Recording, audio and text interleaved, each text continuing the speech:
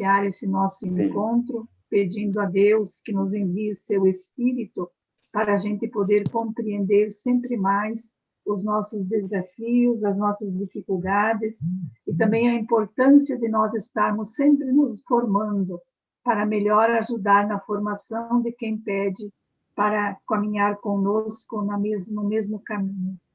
Por isso queremos iniciar em nome do Pai, do Filho, do Espírito Santo. Amém.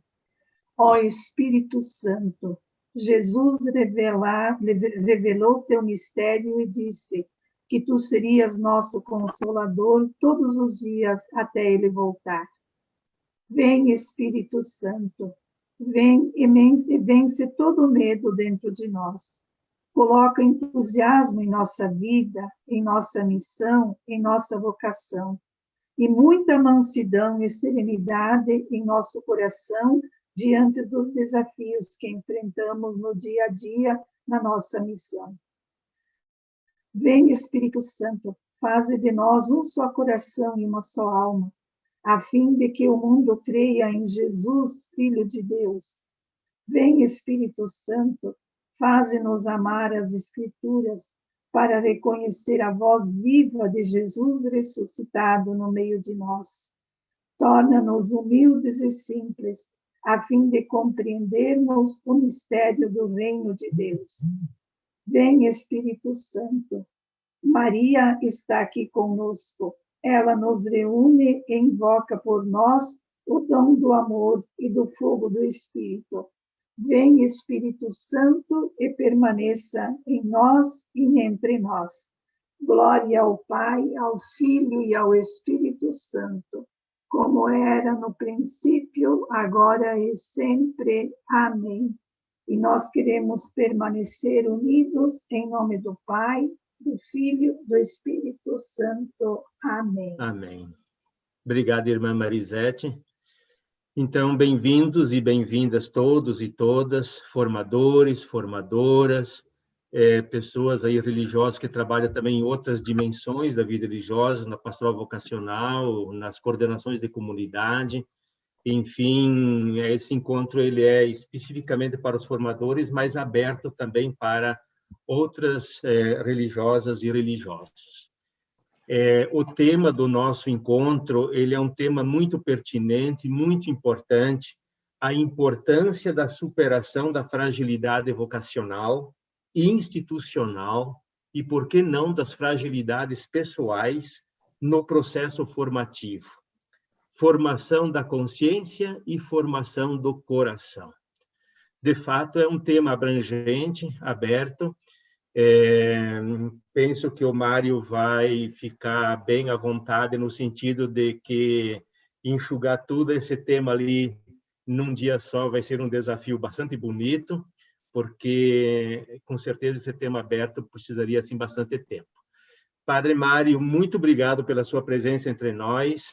O senhor já é bem conhecido na CRB, até lá para o Nordeste, aqui no Sul, e nós somos muito felizes com sua presença, Padre Mário Marcelo Coelho, e que nós possamos, de fato, aprender com o senhor nesta manhã, neste dia. Bem-vindo, a palavra é sua, e o senhor mesmo vai conduzindo o encontro ali, se alguém quiser perguntar, se alguém quiser refletir, o senhor vai conduzindo o encontro. Bem-vindo, muito obrigado, e bem-vindo para todos e todas nesta aula, nesse encontro, nesse momento. Tá bom. Muito obrigado pela acolhida, pela oportunidade de estar aqui falando com vocês. Obrigado aí à CRB de Curitiba, né, pela organização, pelo convite, né, CRB Nacional que está participando. Então, tudo isso é uma oportunidade de estarmos aqui conversando, né, sobre esse tema. Agradeço o convite, a oportunidade. Né, eu sou o Padre Mário Marcelo Coelho, né, eu sou da Congregação dos Padres Sagrado Coração de Jesus, deoniano, né? Atualmente, quer dizer, quase sempre morei aqui em Taubaté, no Convento Sagrado Coração de Jesus, né, que é a nossa casa da teologia, onde moram os nossos religiosos que estão concluindo o período formativo, a formação inicial, e estão fazendo a teologia, e atualmente também estou trabalhando aqui na Faculdade Uniana, nós temos Faculdade de Filosofia e Teologia. Eu estou como coordenador do curso de teologia, e também sou professor nas áreas de teologia moral, bioética, ética sexual, matrimônio, né? Esse emaranhado todo, né? Eu sou natural de Minas Gerais, eu sou mineiro, né? E é um prazer, agradeço assumir esse desafio, porque falar da fragilidade humana, né, para um público de alto nível, seleto, né, pela experiência, pelo conhecimento, pela vida de vocês. Confesso para vocês que sempre dá uma dorzinha assim, um calafrio, né? E tudo, não é porque hoje Taubaté está com um pouco de chuva, não, mas é porque estou aqui com vocês. Agradeço, espero contribuir com vocês. Nós vamos fazer o seguinte, conversei com as organizadoras no início, as perguntas, vocês escrevem, se alguém tiver uma pergunta, para não esquecer, escreve aí no chat, só está aí o chat aí do lado, bate-papo, né, está escrito bate-papo, você clica ali e você vai escrevendo e dando a sua pergunta, a sua contribuição, e depois nós temos um momento, elas vão acompanhando, porque eu não consigo acompanhar tudo aqui. Então, elas vão acompanhando e depois a gente faz uma síntese, eu vou tentar responder. Tá bom? Eu vou compartilhar a minha tela com vocês aqui. Vamos ver se está dando certo. Perfeito. Tá bom, vou só arrumar aqui. Só que eu tenho que ir controlando aqui, porque senão eu não enxergo muito. Bom, é um encontro de formadores, né? E tudo mais. Às vezes eu vou ter que mudar a tela aqui para enxergar vocês. Isso. Encontro para formadores, né? E também para todos aqueles interessados, né? Eu achei muito interessante, por quê? Porque quando se fala a fragilidade vocacional, até que é um assunto que nós conversamos bastante, né, a fragilidade vocacional. Mas hoje nós já estamos também olhando uma outra dimensão, que é a fragilidade institucional. E às vezes nós não paramos muito para pensar sobre a questão da fragilidade institucional, mas as nossas instituições têm sua fragilidade. Esse é um grande desafio, porque quando nós debatemos hoje instituição,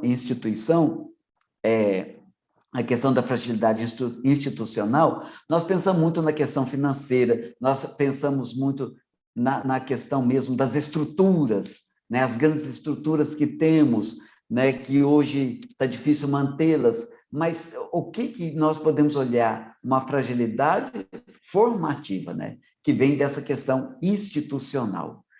Então, isso é como superar, como trabalhar isso, como vivenciar.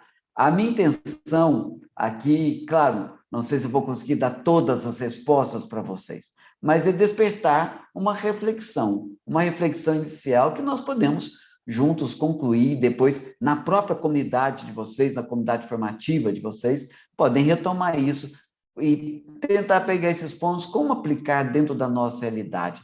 Veja, ontem a irmã me mandou a lista, se não com os nomes, mas das congregações, dos locais onde vivem, é muito extenso, é muito heterogêneo. Então, é o Brasil todo, tem até um deuniano da Alemanha participando conosco. Então, isso mostra uma realidade assim, muito ampla, muito complexa, que devemos partir de todo esse complexo, né? E a questão da formação da consciência e do coração, né? É interessante porque, se nós formos olhar na Bíblia, consciência e coração se confundem. Quando vai falar de consciência no Antigo Testamento, é sinônimo de consciência e o coração. Dá-me um coração de carne, arranca um coração de pedra, né? E depois também nós vamos falar de consciência. Mas o que eu quero trabalhar aqui quando falo em formação do coração? São duas coisas importantes, né? É a nossa capacidade de racionalizar, de raciocinar, de querer, e a nossa questão do coração, a nossa capacidade, as nossas emoções, os nossos desejos, né? É claro que numa decisão, os dois estão envolvidos ao mesmo tempo. Os dois estão envolvidos ao mesmo tempo. Mas nós devemos compreender uma coisa: tem momento que a razão é mais forte, tem momento que o coração ou o desejo é mais forte, ou a vontade é mais forte. Isso nós sabemos, tanto é que Paulo já deixava isso muito claro, né? Eu deixo de fazer o bem que quero para fazer o mal que não quero. Então, aí mostra que existe, às vezes, essa discordância, né, entre aquilo que queremos, aquilo que desejamos, né, e o nosso comportamento. Então, como nós vamos trabalhar isso? A minha intenção é, no primeiro momento, nesse período da manhã, porque nós não podemos partir só da pessoa. Quando nós vamos falar de uma fragilidade vocacional, eu parto do princípio que, no primeiro momento, nós não podemos partir diretamente da pessoa. Nós temos que partir da realidade em que vivemos, porque nós somos frutos disso. O jovem, a jovem que bate à porta dos nossos seminários, dos nossos conventos, que querem entrar para a vida religiosa, para a vida sacerdotal, eles são resultados, consequências dessa realidade que estamos vivendo. E se nós não conhecemos um pouco essa realidade, nós corremos o risco de uma formação muito abstrata, que não fala nada. Né? Uma muito abstrata assim, que não fala nada. Daí eles nos perguntando, para que serve? Tá. Mas, para isso, nós vamos ver algumas questões que podemos dizer assim, enigmáticas, né, dentro dessa nossa realidade. Né? Em primeiro lugar, o caráter enigmático da vida humana. O ser humano, ele é sempre um mistério. O ser humano, ele é sempre um mistério a ser desvendado. E não tem como hoje nós separarmos a questão vocacional da pessoa. Porque a resposta ao chamado de Deus, ela é muito singular, ela é muito pessoal. E a resposta ao chamado de Deus, ele parte da nossa condição de pessoa. Da nossa condição de pessoa. Olha, gente, eu vou falar isso várias vezes, eu vou ser até redundante na minha fala aqui algumas vezes.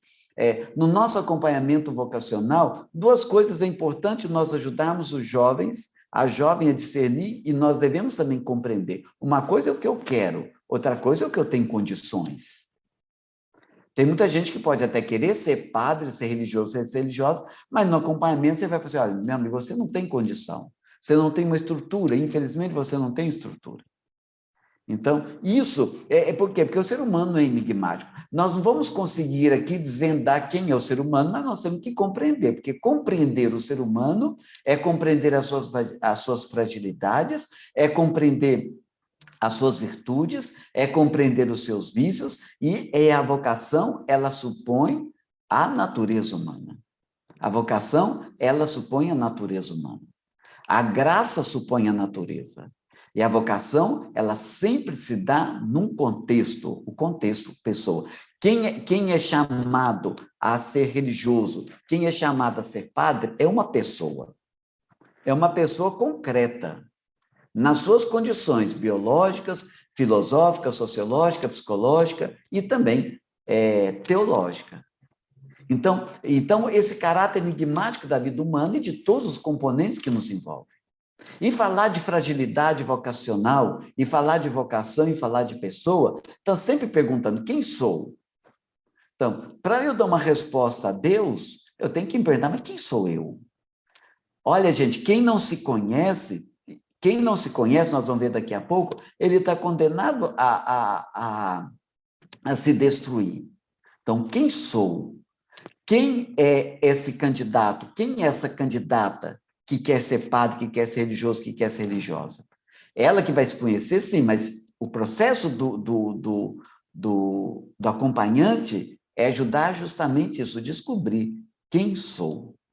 E uma coisa, vocês sabem muito certo, eu trabalhei na formação mais de 15 anos, hoje, as pessoas que batem as portas do nosso seminário, do nosso convento, querendo ser padre, querendo ser religioso, ser religiosa, às vezes a questão vocacional, ela vai ser trabalhada quase que 4, 5 anos depois que ela já está. Primeiro, nós temos que trabalhar português, que não sabe escrever, às vezes não sabe ler. Nós temos que trabalhar as feridas que trazem das nossas famílias. A maioria dos nossos candidatos, candidatas, vem muito machucados. Eu não estou falando isso como negativo ou positivo. Eu estou falando como uma estrutura de pessoa. Então, quem sou? Então, às vezes nós gastamos um tempo ajudando o jovem, a jovem a descobrir quem ela é, quem ele é. Meu amigo, minha amiga, se vocês não se descobrirem, a resposta vai ser muito mais difícil. Outra questão, de onde venho? De onde venho, ele pode ser tanto de uma estrutura psicológica, existencial, familiar, mas também numa estrutura teológica. A questão da vida sacerdotal, da vida religiosa hoje, são os dois desafios. Um, ajudar a pessoa a se conhecer, saber quem ela é, e outra questão também, sentir-se vocacionada, que eu vou falar posteriormente, né? E outra questão também, que são questões fundamentais. Quem sou, de onde venho, para onde vou. Isso vocês já estão cansados de ouvir e cansados de saber. Isso são questões fundamentais na existência. Se as pessoas não conseguirem dar essa resposta para elas mesmas, vai ser difícil dar uma resposta a Deus. Olha, e isso não é uma novidade. Jesus já dizia muito claro: amarás o Senhor teu Deus de todo o teu coração, de todo o teu entendimento, toda a tua força. Né? Esse é o primeiro mandamento. E o segundo é semelhante a esse: amar o próximo como a ti mesmo. Ou seja, amar a mim mesmo, conhecer-me, aí eu vou amar o próximo, aí nas minhas relações da vida comunitária, da minha vida pastoral, e amar a Deus. Então, se esses três têm que estar juntos. Esses três têm que estar juntos. Então, por isso, não consegue viver sem encontrar algum tipo de resposta satisfatória para as questões existenciais. Ou seja, uma pessoa ela nunca vai viver bem consigo mesma, tanto na vida religiosa como na vida sacerdotal vocacional, se ela não consegue dar uma resposta para isso, satisfatória. Claro, uma resposta totalmente não teremos. Não teremos. Quem quer uma resposta 100% nunca vai ter, porque nós somos um mistério. E a revelação de Deus também, ela é plena, mas ela também supõe a nossa condição, e às vezes nós não compreendemos essa revelação totalmente. Eu consigo ler os sinais. Então, quando chega um vocacionado, um formando, que me procura, você tem que fazer uma leitura dos sinais. Quais são os sinais? Quais são os sinais na sua vida que você percebe que você tem vocação para a vida sacerdotal, que você tem vocação para a vida religiosa? Quais são os sinais da sua vida que você tem vocação para a vida matrimonial? Então, essa capacidade de nós fazermos essas leituras. Bom, outra coisa, essas perguntas, quem sou, de onde venho, para onde vou, são várias as perspectivas de resposta hoje. Hoje, vocês sabem, quem tem estudado, quem tem acompanhado, o enfoque está muito na biologia. Hoje, eu sou os meus genes. Hoje está isso. O que a genética explica, o que a inteligência explica, hoje estão buscando uma explicação para a nossa existência na biologia. Tanto é que fala-se hoje de inteligência artificial, e tudo essa questão que nós ouvimos, né, da neurociência. Hoje a resposta que estão tentando dar é na neurociência. Então, isso é uma perspectiva. Olha, se no passado a resposta era Deus, depois era filosofia, hoje eles estão buscando respostas na biologia. Então, se eu não conhecer um pouquinho disso, eu não vou conseguir nem conhecer as nossas fragilidades. Porque tem muitas fragilidades nossas que estão ligadas ao aspecto biológico. Uma disfunção hormonal pode causar um distúrbio existencial, psicológico, depressão. Quantas depressões tem de fundo biológico, fisiológico? Outra questão também na perspectiva filosófica, né? Nós vamos ver daqui a pouco a perspectiva sociológica, né? Quer dizer, a estrutura está explicando tudo isso, né? A estrutura nos explica tudo isso. A psicológica, a vida religiosa, a vida sacerdotal viveu momentos, né? Tinha um momento que negava totalmente a psicologia, nós sabemos disso. Só ia fazer acompanhamento psicológico quem tinha problemas. Depois, nós fomos tudo. Não, precisamos também da psicologia. Então, corremos o risco de um psicologismo. Até o Papa Francisco uma vez falou isso. Olha, a psicologia é importante, mas cuidado com o psicologismo da vida religiosa sacerdotal. Mas é uma dimensão, e precisamos isso. E, claro, a compreensão do ser humano total, ela vai dar a partir da revelação. Então, eu posso dizer assim, Como que eu olho isso? Eu tenho que olhar para Jesus Cristo. Jesus Cristo é o homem que Deus quis, né? A humanidade que Deus quis. Então, eu posso dizer que nessa vida ninguém conseguirá conhecer-se totalmente. Nessa vida ninguém conseguirá conhecer-se totalmente. Mas tem que ter um progresso, uma busca, né? Os sinais, como ler os sinais.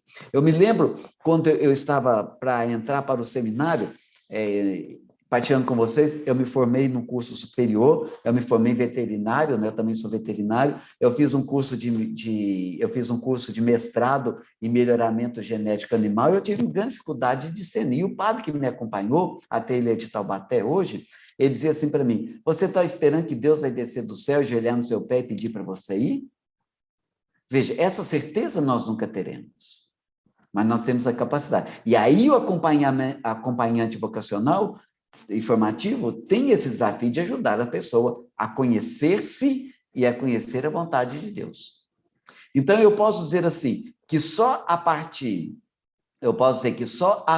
das questões bem colocadas, né? As questões bem colocadas e bem aprendidas podem encontrar uma resposta satisfatória. Como vamos encontrar uma resposta satisfatória? Se nós colocarmos bem toda a estrutura que envolve a pessoa, tudo aquilo que está ligado à pessoa. Elas têm que ser bem colocadas. Bom, e aí vem o grande desafio, né? O que é esse grande desafio que nós podemos entender? Existia uma frase, né, escrita na porta da entrada do Templo de Delfos, né, como objetivo de incentivar a reflexão dos gregos antigos. Qual que era a frase? Conheça-te a ti mesmo. Lembra-te de quem és. Então, é o que dizia anteriormente: de onde venho? Quem sou eu? Para onde vou? Então, essa frase que era escrita na porta da entrada do Templo de Delfos, né, dos gregos, localizada na Grécia, ela era dedicada a Apolo, ou seja, é o conhecimento verdadeiro, né, o patrono da sabedoria. Apolo era o conhecimento verdadeiro, o patrono da sabedoria. Veja, desde os tempos, desde a mitologia de todos os tempos, o ser humano está perguntando: quem sou eu? E ele depara com as suas fragilidades, ele depara com as suas virtudes, e ele depara com as suas forças, aí ele vai compreendendo quem ele é. E aí eu trago para vocês uma questão que nos ajuda. Talvez vocês já conheçam a questão do enigma da esfinge. Né? O que é o enigma da esfinge? Claro que eu não vou falar todo aqui o enigma da esfinge, porque nós nem temos tempo isso. Conta-se na mitologia grega, tem toda aquela história de Édipo, que na entrada da cidade de Tebas, mais ou menos ali no trevo, na encruzilhada da cidade de Atenas, de Corinto e de Delfos, tinha uma esfinge. Uma esfinge que é um corpo de um animal, uma leoa, né, um leão, alado, um rosto de humano. E estava na encruzilhada das três cidades, né? De Atenas, que era a cidade da arte, a cidade da poesia, Corinto, a cidade dos portos, do diálogo, e Delfos, a cidade dos deuses, tampando todo o ser humano. E essa esfinge, ela ficava ali. Essa esfinge, ela ficava ali. Então, os transeuntes, para entrar, tinha que decifrar o enigma da esfinge. Quem conseguia decifrar, entrava. Era uma forma de proteger a cidade. Quem conseguia entrar, quem conseguia decifrar, entrava na cidade. Quem não conseguia decifrar, a esfinge destruía a pessoa. A esfinge destruía quem não conseguia entrar. E a questão estava, a pergunta era, qual que era o enigma? Qual que era o enigma? Talvez você já conheça o enigma. Vamos ver, você faz uma reflexão, vamos ver se você entraria na cidade ou se você seria destruído pela esfinge. O enigma é: o que é o que é? Pela manhã, ela tem 4 pernas, à tarde, meio-dia, tem 2 pernas, e à noite tem 3 pernas. Então, pela manhã, tem 4 pernas, pelo meio-dia tem 2 pernas, e à noite tem 3 pernas. Esse era o enigma. E qual que é a resposta? 5 segundos para você pensar se você acertaria. Isso nós já conhecemos isso aí. Se você entraria ou se você seria destruído. A resposta é o ser humano na sua condição. Quando é bebê, está engatinhando. Quando é adulto, 2 pernas. E quando é idoso, 3 pernas, porque tem a bengala. Então, é o ser humano na sua condição. Então, o que acontece? Acontece o seguinte, que conta-se um mito, a mitologia, nós não vamos entrar aqui em detalhe, que Édipo conseguiu decifrar o enigma, e Édipo entrou lá até que ele encontrou e acabou matando o pai dele, e quando ele conseguiu decifrar o enigma, diz que a esfinge se autodestruiu. Diz que a esfinge se autodestruiu. Tá, mas o que eu quero com isso? Veja, quem decifrar, ela começava o seguinte, conheça-se a si mesmo, né? É o sinônimo de conhecer a si mesmo. É o ser humano na sua condição. Ou seja, quem não se conhece, se destrói. Quem não se conhece, acaba se destruindo. E olha que Freud, ele falava isso para a sexualidade. Eros e Tânatos. A sexualidade, ela pode te dar vida, ela pode construir, ou ela pode te destruir. Conhecer-se a si mesmo, né? Quem não se conhece será sempre refém de suas emoções. Quem não se conhece será sempre refém de suas emoções. Tem uma frase que alguns atribuem a Lutero, mas já vi atribuir a outros autores, que diz o seguinte, eu não posso impedir que um pássaro voe sobre a minha cabeça. Eu não posso impedir que um pássaro voe sobre a minha cabeça, mas eu posso impedir que ele faça um ninho na minha cabeça.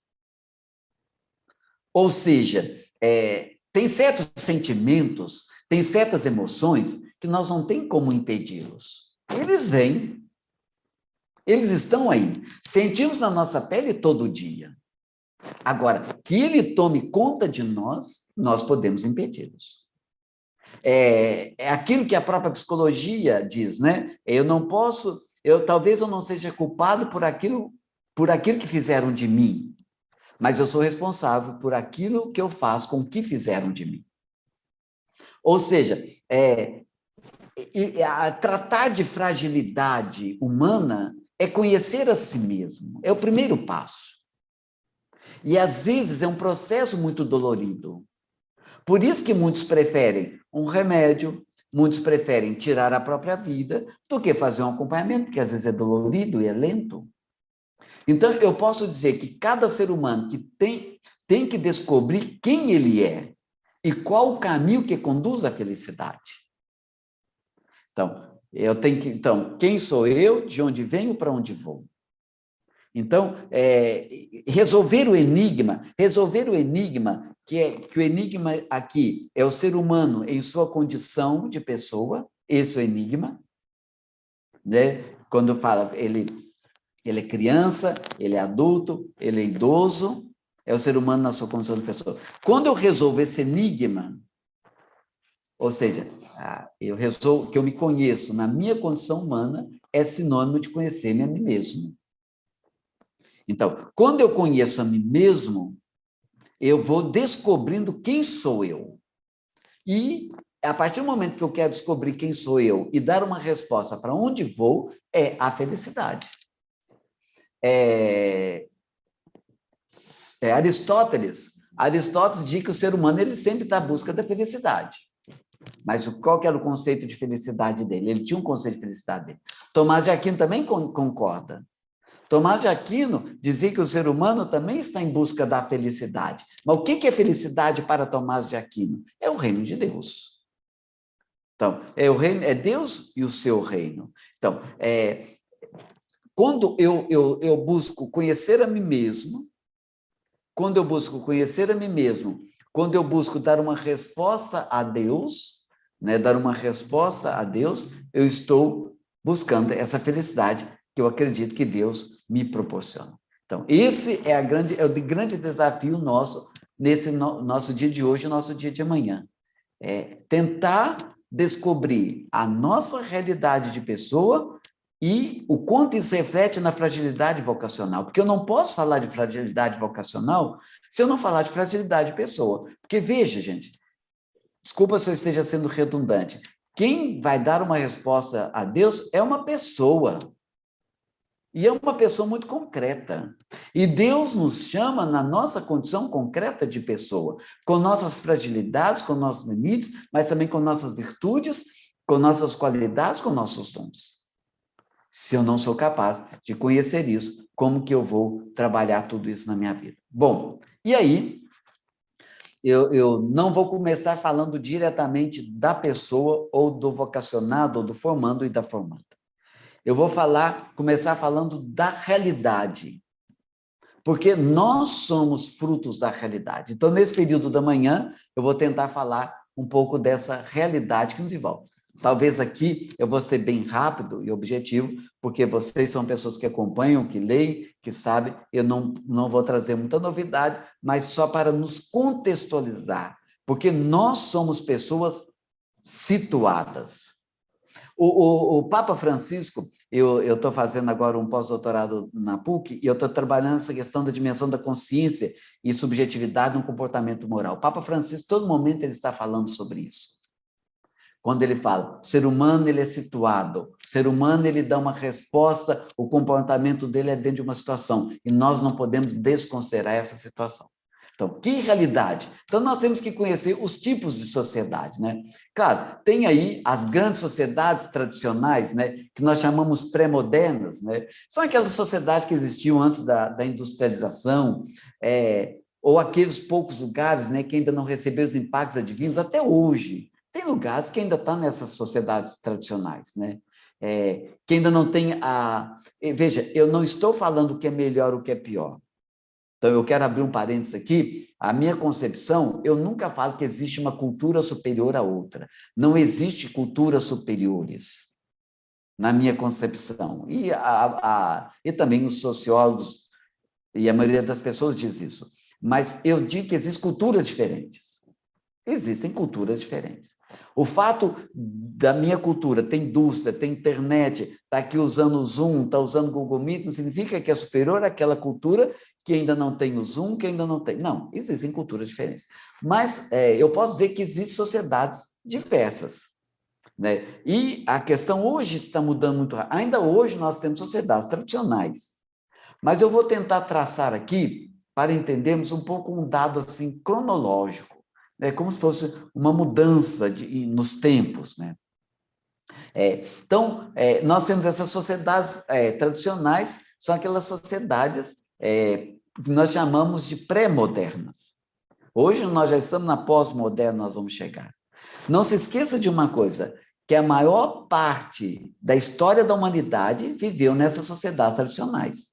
Eu posso dizer, olha, do século XVI, desde o início da sociedade, né, até o século XVI, XVII, que foi o início do tempo moderno, foram sociedades tradicionais. Foi um bom período. E até hoje está muito presente, está muito forte. Nós fomos formados, ou as pessoas que nos formaram vieram dessa sociedade pré-moderna.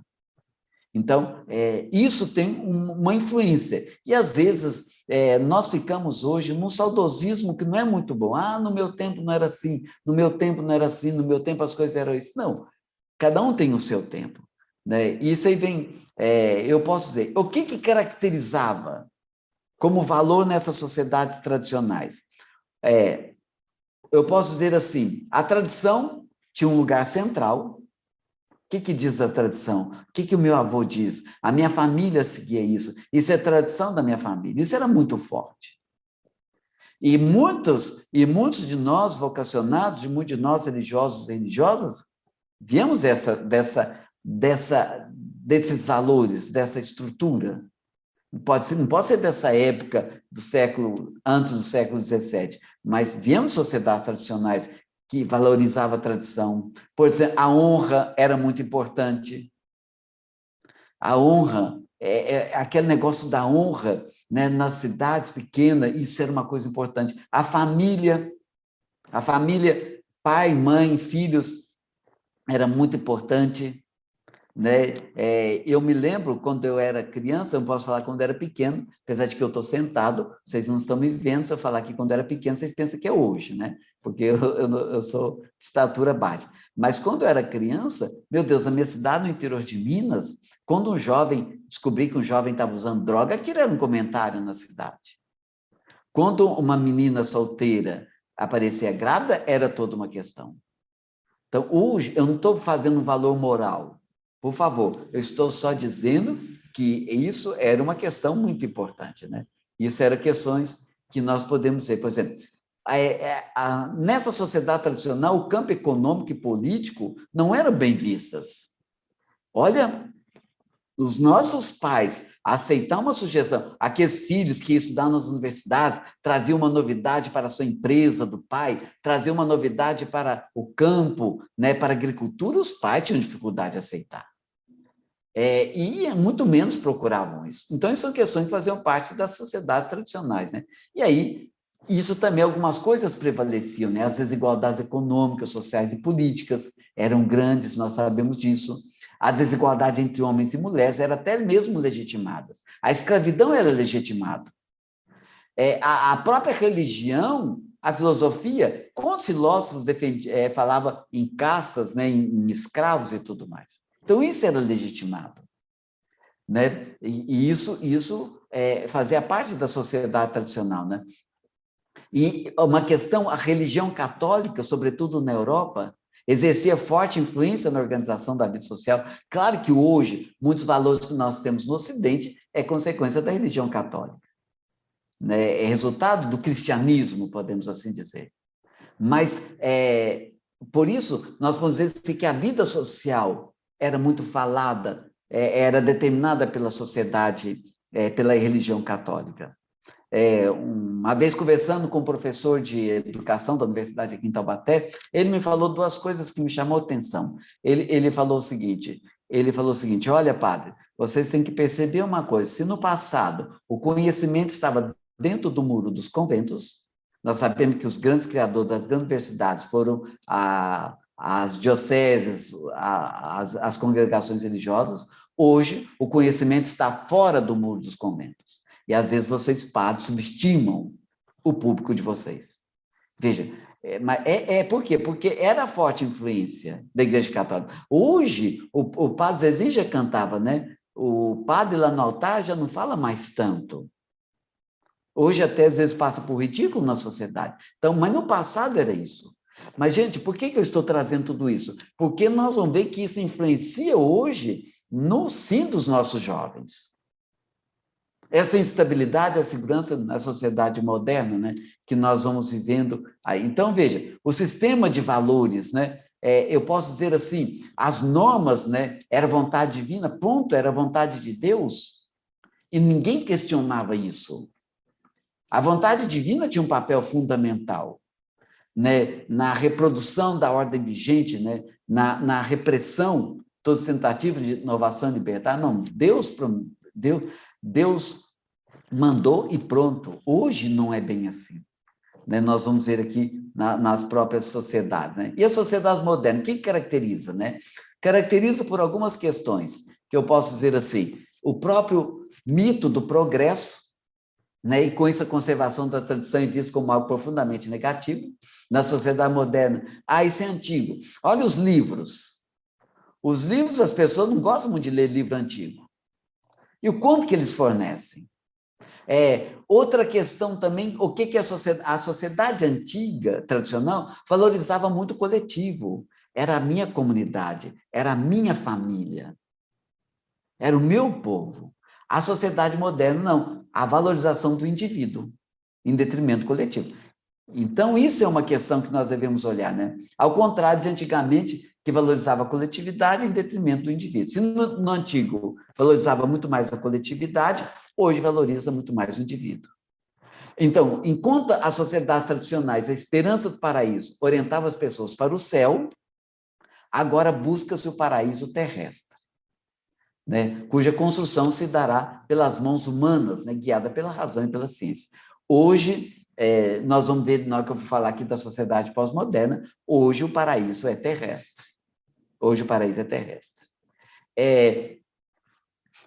Conversando com alguns formadores aqui na casa, né, e partilhando um pouco, não vou entrar nesse detalhe, hoje, na vida sacerdotal, na vida religiosa, por exemplo, a palavra sacrifício, a palavra renúncia, a palavra doação, são palavras que estão longe. E isso nos torna, nós não conseguimos perceber que isso nos torna mais frágeis. Isso nos torna mais frágeis. São uma coisa muito importante que caracteriza a vida da nossa juventude hoje e que está muito presente dentro das nossas casas, é uma vontade fraca. Hoje é uma vontade fraca. O jovem ia para a universidade, para uma escola no passado, não, ele tinha que ir, era que estudar. Hoje não, hoje eu não estou gostando, eu troco de curso, eu vou para um outro, eu vou para um mais fácil. Veja, eu não estou fazendo uma valoração moral por enquanto, eu estou mostrando uma realidade. Né? Isso é uma questão importante, né? Faz parte também dessa sociedade moderna, né? Onde estão os desejos individuais? Estão no progresso técnico-científico. Eu estou muito cansado, eu estou deprimido, eu tomo remédio. Eu não tenho sono, eu tomo um remédio. Eu estou triste, eu tomo remédio. Eu estou alegre demais, eu tomo remédio. Então, é ali o progresso técnico-científico. Antigamente não era por meio da graça. São realidades que envolvem a nossa sociedade hoje. E aí vem algumas questões, né? Na sociedade moderna, o sinônimo, ele é o melhor, a novidade é o melhor. Na tradicional, a novidade não era bem aceita. Agora, a novidade é melhor. Acredita-se que o amanhã será sempre melhor que o hoje, uma visão otimista da história. Eu posso dizer assim que a burguesia legitimou, né, uma nova ordem social, né? Hoje existe uma classe dominante, né, que vai dizer o seguinte, olha, a ciência vai acabar com 3 coisas, né? Que a morte e suas formas, né? A violência, a morte miserável e a morte natural. Isso nós vamos ver que nós estamos caminhando para essa realidade hoje. Então, a ordem social ela é legitimada não mais pela religião. E isso vai influenciar dentro dos nossos conventos, dentro dos nossos seminários. Não mais pela religião e moral, mas pelo mito do progresso técnico. Eu não estou dizendo o que é melhor ou o que é pior. Antigamente, você tinha um problema, uma crise vocacional, você ia para a capela rezar, você ia conversar com o seu diretor espiritual. Hoje vão para o psicólogo, vão outras situações, vão para a internet, vão para as páginas sociais. Então, na sociedade moderna, tudo é justificado pelo progresso, né? Eu posso dizer que a ética dá lugar para a técnica, e é ali que encontra todo o sentido para o próprio existir humano, né? E aí vem o chegar até hoje, né? Aqui que chamamos de sociedade pós-moderna, né? Que é chamada de pós-industrial, pós-humana, sociedade pós-moderna, né? Pós-verdade. Desculpa, passei muito aqui. Então, a sociedade pós-moderna é chamada de pós-industrial. Hoje nós estamos na era da mecatrônica, não é mais a indústria, estamos na era da mecatrônica. Hoje é uma pós-democracia, né? Já não sabe mais o que é democracia, o que não é democracia.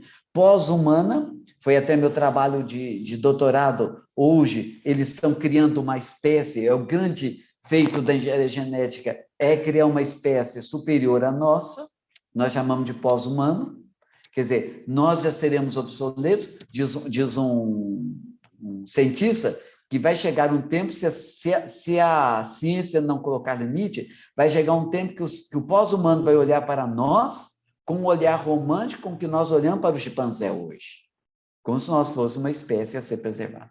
Pós-modernidade, e claro, a questão da pós-verdade. O que é verdade hoje? Isso está se falando mais. Hoje não está se falando mais tanto em pós-verdades, que pós-verdade já está superado. Hoje está se falando em auto-verdade. O que é a verdade hoje? Aquilo que eu construo para mim.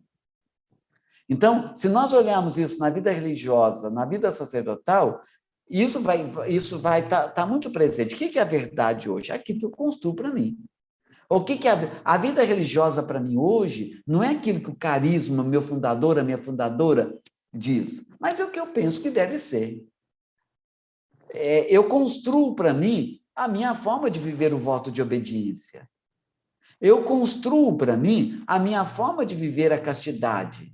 E eu construo para mim a minha forma de viver a pobreza. A congregação não me fala mais nada.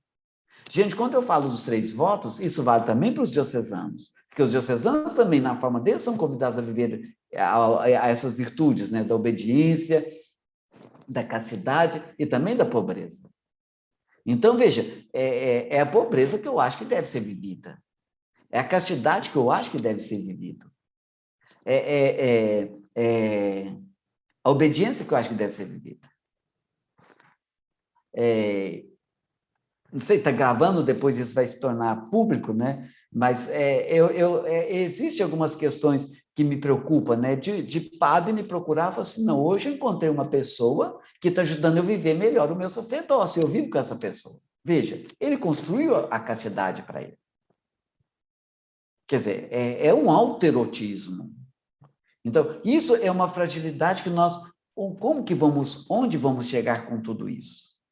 Que gera uma fragilidade vocacional e uma fragilidade institucional. Bom, o que caracteriza a sociedade pós-moderna? A ausência de regras e valores muito rígidos.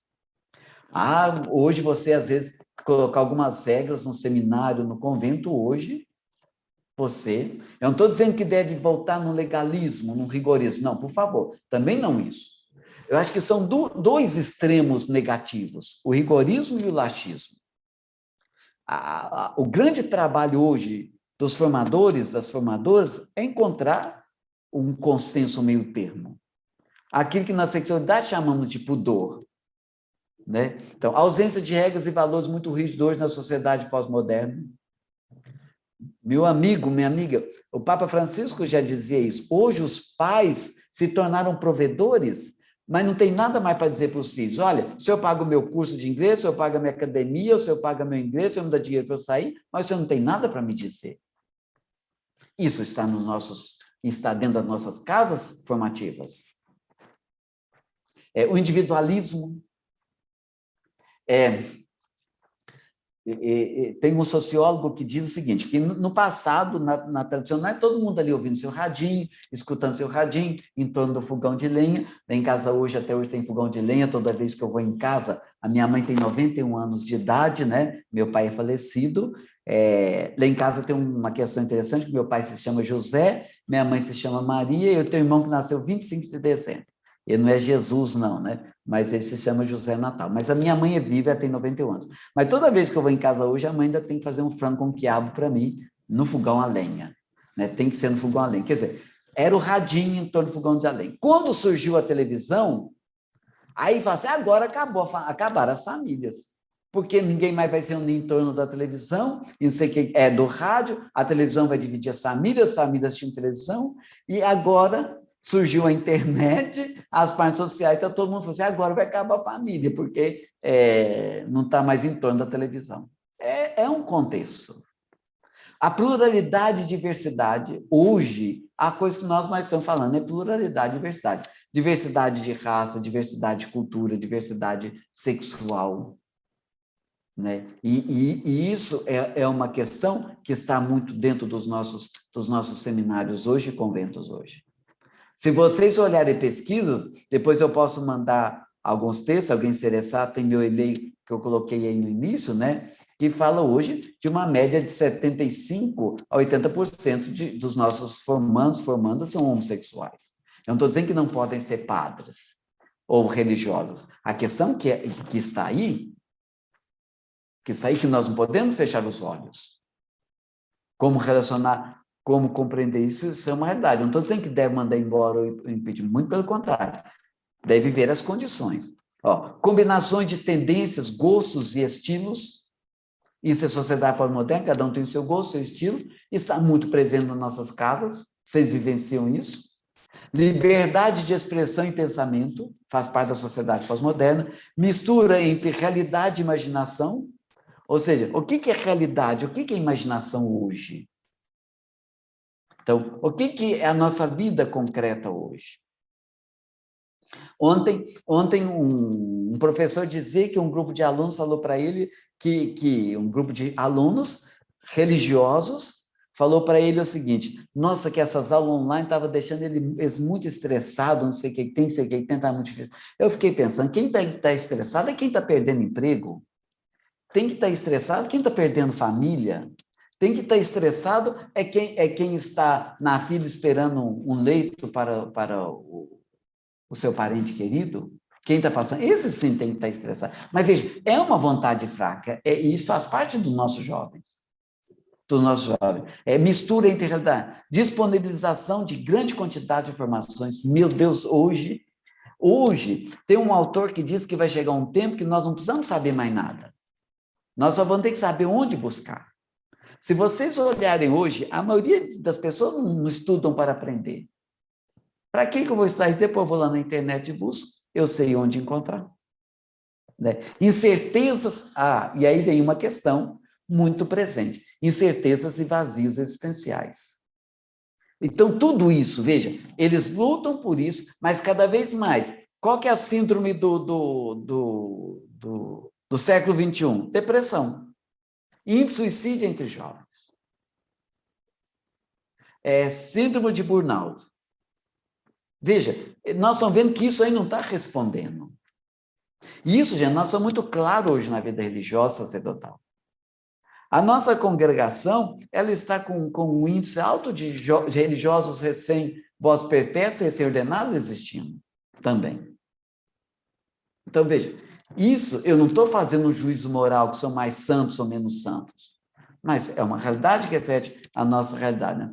Então, quais são os grandes valores hoje da sociedade pós-moderna? Isso aqui eu tirei daquele livro Homo Deus, do Harari, né, que escreveu Homo Sapiens, Homo Deus, que é aquele escritor israelense lá da Escola de Israel, que escreveu. Ele fala que os grandes valores buscados hoje no mundo, e aí a partir da biologia, é a imortalidade, a felicidade e a divindade. Fique claro uma coisa, quando ele fala em divindade aqui, é uma divindade humana, não é Deus não, transcendente não. O ser humano está buscando a imortalidade. É o grande feito da engenharia genética, é a mortalidade. O ser humano está buscando a plena felicidade. Quem que é imortal e quem que é totalmente feliz? Deus. Então, se eu busco a imortalidade, se eu busco a felicidade plena, eu estou buscando a divindade para mim. Isso é o que caracteriza hoje a nossa sociedade. Dentro disso aí nós vamos para o nosso intervalo, daqui a pouco, existem algumas questões. É nesse contexto que nós falamos fragilidade psicológica. Parece mais correto falar de fragilidade vocacional? O que nós falamos? Fragilidade vocacional ou fragilidade psicológica? Mas sabemos que as duas estão intrínsecas. Uma fragilidade psicológica vai gerar uma fragilidade vocacional. E uma fragilidade vocacional, ela gera uma fragilidade psicológica e é consequência de uma fragilidade psicológica. Vocês podem observar, quem tem acompanhado aí os jovens, seja na orientação vocacional, ou seja no dia a dia, quando eles vêm falar de fragilidade vocacional, eles começam a falar de fragilidade psicológica, misturam muitas coisas. Então, isso nós devemos entender. E por isso, e aí, claro, o nosso tema aqui é fragilidade, por isso que nós evidenciamos, sobretudo, as carências, fraquezas e incapacidades. Mas isso pode se tornar um perigo na nossa formação. Porque nós estamos a todo momento falando de pecado, de fragilidade, de desvirtuamento da castidade e tudo mais. Então, é o perigo de evidenciar, sobretudo, as carências, as fraquezas e as incapacidades. A pós-modernidade, ela é caracterizada pela complexidade. Se nós não compreendemos um pouco a pós-modernidade, nós não vamos entender nossos jovens. Não vamos. Se não compreendemos a sociedade que vivemos hoje. Por quê? Porque a vida, nessa complexidade, a vida acaba se tornando um labirinto. Sem indicações, né? E provoca desorientação nas opções. Né? Então, dentro dessa complexidade, é um labirinto. Por isso que nós vamos ver que aí entra a importância do acompanhante vocacional, né? Formativo. Nós precisamos hoje de mistagogos, que eu vou falar daqui a pouco. Nós precisamos administrar gols. Então, a vida como labirinto, sem indicações, que provoca desorientação nas opções, né? É marcada pela transição, né? Com mudanças rápidas. O abandono dos antigos modelos. Gente, hoje, falar casar com essa mulher por toda a minha vida, casar com esse homem por toda a minha vida, fazer votos perpétuos para a vida toda, eles até fazem, mas isso não está muito seguro na cabeça deles. Ser padre o resto da minha vida. Então, o perpétuo hoje, por toda a vida, isso é muito forte. Isso é muito forte.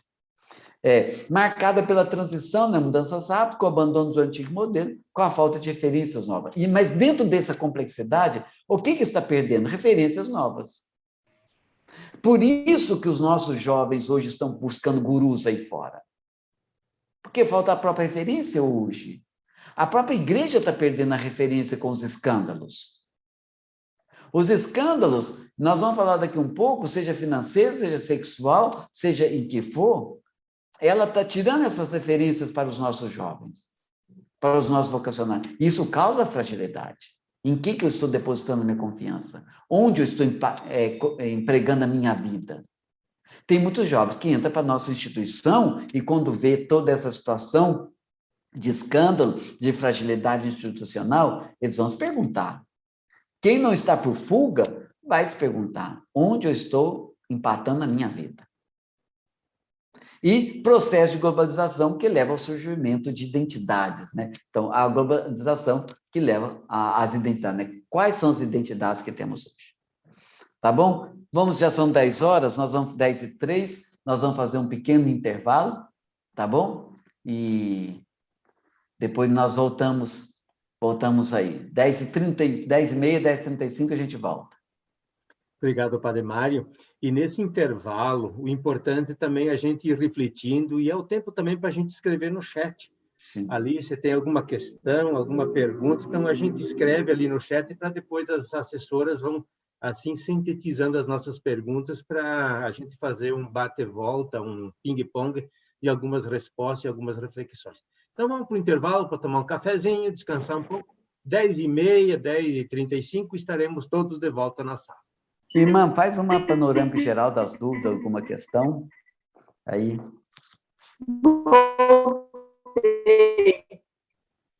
Irmã, não estou te ouvindo. Então, assim, tem um formador perguntou assim, como fazer com os jovens que nos procuram e que vêm de comunidades novas com um rigor muito grande de espiritualidade fechada? Como dialogar com esses jovens? E o padre poderia falar um pouquinho mais sobre a vontade fraca?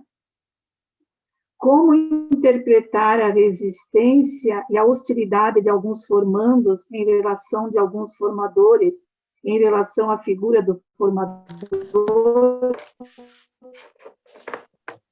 Seria reflexo de feridas em relação à figura paterna? Como ressignificar a vida comunitária no convidar os vocacionados a compreender todo esse processo de fragilidade. Repete essa última, por favor. Como ajudar o vocacionado a compreender todo esse processo de fragilidade na dimensão psicológica e vocacional, tendo em vista cultural do imediato. Quais são os valores inegociáveis da vida religiosa consagrada? Como colaborar na superação dessa fragilidade psicológica? Eu perdi a última, mas só está muito rápida. Essa última agora. Tá. Vou diminuir a velocidade. Tá bom. Como colaborar na superação dessa fragilidade psicológica vocacional no processo do acompanhamento formativo? E a última, o que você aconselha para quem está acompanhando os jovens de idade madura e que já são claras essas situações que você já falou, e são bem profundas, as necessidades pretendentes? Então, Então, são essas as perguntas que Sim. chegaram até nós. Tá bom. Olha, as perguntas são muito boas, assim, obrigado pelas perguntas, mostrou que você está acompanhando. Eu vou pedir a licença para eu tentar ir respondendo ao longo das questões, porque muitas questões aqui eu vou tratar. Eu vou tratar, ainda que eu estou falando um pouco da realidade, mas eu vou tratar. Essa questão, por exemplo, eu agora nesse intervalo, o reitor aqui da casa, ele estava conversando comigo, olha para vocês verem uma questão, eles estão querendo uma formação por causa de um próprio negacionismo dentro dos nossos seminários com relação à vacina, mas não é só tomar ou não tomar vacina, a ideologia que está por trás de tudo isso. Então, isso vem algumas questões de algumas religiões, vem algumas questões de alguns grupos. Então, esse rigor, infelizmente, quem fez essa pergunta, o formador, é difícil, porque eles passam, às vezes, pelos nossos seminários, pelos nossos conventos, sem nós percebermos. Às vezes, é como um pato que atravessa um lago, sai do outro lado, sacode a água e fica sequinho. Muitos formandas são assim. A questão é tentar olhar o histórico, sabe? Às vezes um pouco mesmo as páginas sociais. Olhar um pouco o que publica, o que compartilha. E eu acho que tem um momento que vai ter que ter uma conversa séria. Ou nós caminhamos com a igreja, ou nós somos um caminho errado. Infelizmente, hoje, nós temos, aquilo que eu disse, nós temos alguns gurus formando os nossos formandos, as nossas formandas. E sem percebermos. E sem perceber. A questão está na transparência, no diálogo, na conversa, em tentar as percepções, né? E tudo mais. E essas outras questões, eu vou tentar ir respondendo para vocês durante a nossa formação. Por exemplo, quais são os valores inegociáveis, né? Eu vou falar sobre isso, já tem sobre isso, a questão das necessidades, como colaborar nessa fragilidade vocacional. Vai ser um segundo momento, não sei se vai ser hoje, talvez amanhã, porque hoje eu vou tentar levantar o contexto geral, e amanhã nós vamos falar sobre os desafios da formação e como trabalhar isso, tá bom? Eu vou tentando responder aos poucos sobre isso.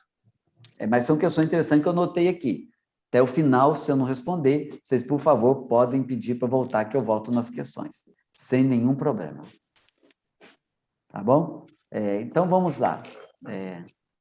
Continuando, dentro dessa realidade, bom, aí entra algumas questões importantes, que eu posso dizer assim, que reflete essa realidade. O que isso vai refletir dentro da nossa vida religiosa, dentro da vida sacerdotal, por exemplo? É uma cultura frágil, né? É uma cultura frágil. Então, aqui teve uma pergunta assim, como verificar mais, poder falar melhor sobre essa vontade fraca, sobre a questão fraca? Hoje, a estrutura de personalidade dos nossos jovens, e nossa, é muito fraca. É fraca na decisão. A pessoa hoje, para assumir uma responsabilidade, por exemplo, onde nós vemos nossa vontade fraca? As próprias exigências da vida religiosa, as próprias exigências da vida sacerdotal. Tem padres hoje que passam mais tempo diariamente na academia do que no confessionário atendendo confessionário. Eu não sou contra ir para a academia, cuidar da saúde e tudo mais, mas passa mais tempo dentro da academia do que no confessionário atendendo confessionário. Por quê? Porque é exigente. Às vezes, muito de nós passa muito mais uma página social do que atendendo uma pessoa. Então, essa vontade fraca no sentido daquilo que nos exige da nossa própria condição, do nosso missão. Né? Você encontrar alguém hoje para fazer trabalhos exigentes na província, na congregação, na diocese, é um desafio. É um desafio. E isso é o pessoal mais novo. Os que estão começando agora, né? Então, por isso que fala dessa vontade, essa vontade fraca. Outra questão também é a relação com o formador. Eu acho que tem que olhar nos dois sentidos. De um lado, tem muita gente que tem problema. Aí vem uma ajuda psicológica. Tem muita gente que tem problema com a autoridade. No tempo que eu fui formador, eu percebi que muitas pessoas tinham problema com o superior, mas o problema dele era com o pai. O problema dele era com a autoridade. Então, isso uma ajuda psicológica. Aí precisa de um acompanhamento profissional. Mas, de outro lado também, Às vezes, aquele superior representa as exigências da minha província, da minha congregação. Por isso eu tenho um problema com ele. E por isso alguns batem de frente. Por quê? Porque justamente isso, eu construo a minha vida religiosa. Eu construo a minha vida sacerdotal. É o que me traz felicidade, é o que me realiza como pessoa. Né? Então, isso é uma questão. Os valores inegociáveis, eu vou falar sobre isso, né? Como colaborar na fragilidade vocacional, eu também vou falar sobre isso, né? Vai ser um segundo momento. E a idade madura, né? Eu sou vocacionado adulto, eu entrei no seminário com 26 anos, né? Com 26 anos. Hoje, cada vez mais, as pessoas estão entrando mais adultas. Hoje, tanto é que a nossa congregação está discutindo seminário menor, né? Está discutindo ainda como mantém, não se mantém. A vocação adulta, as pessoas mais adultas, elas podem trazer algumas coisas, porque já entram sabendo o que quer, parte-se do princípio, que já é mais seguro naquele que quer, mas também corre o risco de trazer algumas frustrações.